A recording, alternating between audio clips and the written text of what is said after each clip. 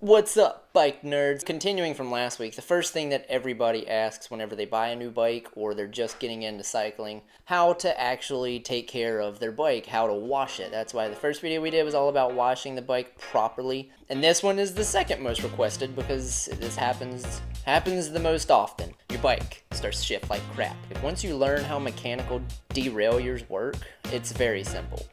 So we are going to be doing this at the local bike shop, the best place for all of your cycling related knowledge. If you like the content, if you want to learn how to continue to keep your bike up from certified bike mechanics, just click the like, click subscribe. I'm gonna keep pushing these out whether you want them or not, mainly because I enjoy doing them. You know, I've got three main hobbies. The first one is eating. I really like to eat. Then I like to ride my bike, and I love film. I like videos. So that's what I'm doing this for. So let's pack up, head to the bike shop, learn how to fix this guy. What's up, guys? We just made it to the bike shop. Let's get started.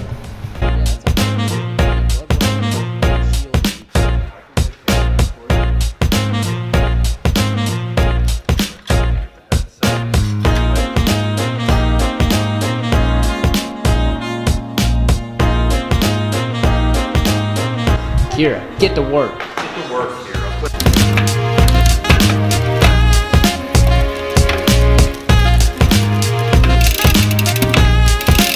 Okay, we'll go over the basics of drivetrain.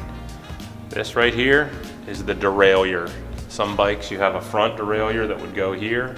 This is the rear derailleur. You have your chain, your cassette, and your shifter. So when you have a shifting problem, the first thing you have to realize is your derailleur here only really does what it's told by the shifter. So this thing moves essentially side to side based on what you're doing with the shifter. So the first things you need to do when you're figuring out why your bike is not shifting properly is you need to make sure that your derailleur is straight.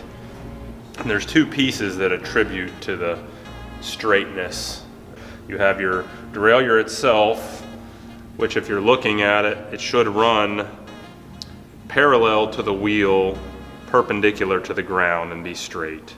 You have the hanger with which the derailleur is attached to your bicycle. That is also made to bend or break off. So it can be bent as well. So assuming both of these are straight, and assuming that there's nothing wrong with your cable or your shifter that would be telling your derailleur to do something incorrectly, you have essentially three things that would possibly need adjusted. You have the little screws that are in here that are the limit screws that basically just control where your derailleur stops in either direction. So you'll have a low and a high limit screw. Most of the time they're labeled with an L and an H. Your low is your lowest gear or your biggest gear back here. The high would be the tiniest one that makes you go the fastest.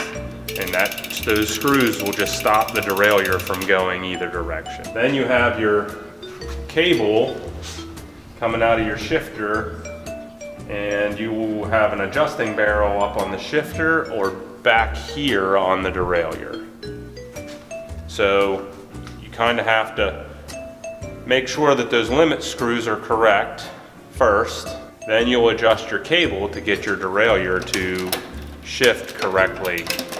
And what is happening with this one is it's over shifting.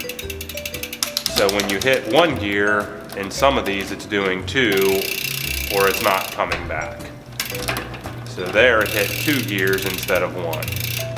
So we need to adjust the cable in. We need to put slack into the cable because it's pulling too much cable.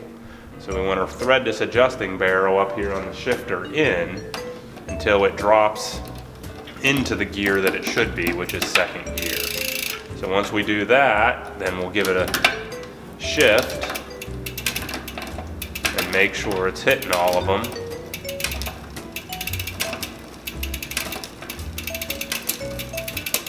It's still a little bit over, because you can hear it making that chain noise, so you'll thread it in some more until it gets quiet, and then still make sure that it shifts up one at a time.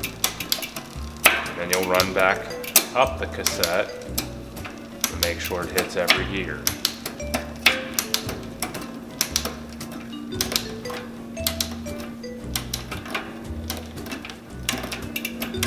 So there you have it, straight from the head mechanic, Keith himself. That is how you adjust a rear derailleur. Now, we didn't go into all of the intricacies of why your bike could be shifting like crap. This is an all things held constant way of doing it. Things like your derailleur being bent, that's a different story. There is a B tension screw that we did not go over. You should not have to touch that. That is for another video. But the key takeaways from this video, the easiest, most simplest way I can explain it. The limit screws, those are very important, but you should not have to touch them if the bike is set up properly. Those are exactly what they say. It limits the derailleur from going too far one direction, be it your high or your low gear. And you know, if they're off, it'll throw, when you go to the easiest gear, it'll throw it right into the wheel. Vice versa the other way, it'll throw the chain right off into the chain stage. Once you realize that that's all they do is limit the derailleur, people stop touching them. That is probably the #1 way people mess up their rear derailleur, is messing with those high and low limit screws. There will be a barrel adjuster somewhere on your bike, be it at the shifter or at the derailleur. Mine just so happens not to have one on the derailleur because it's a Sram rear derailleur. It does have it on the shifter though. And another easy way to explain what that barrel adjuster does, it is all you're doing is putting tension on the cable when you're unthreading it. The easiest way to explain it, we're not going to get into rapid rise, that's a completely different video and unrelated because they don't make it anymore. But if you are unscrewing, so counterclockwise, that barrel adjuster, be it on your rear derailleur or your shifter, it's going to make it shift to an easier gear.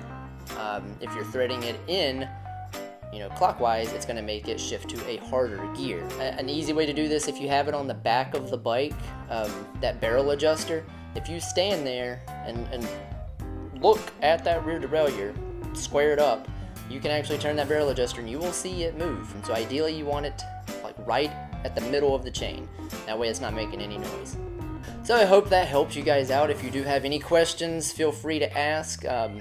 We're going to keep chugging along, pushing through some other videos. We do have some races coming up, so I will cover those as well. So yeah guys, that is about all the mechanics got for you today. I use mechanic loosely, but I will see you guys later.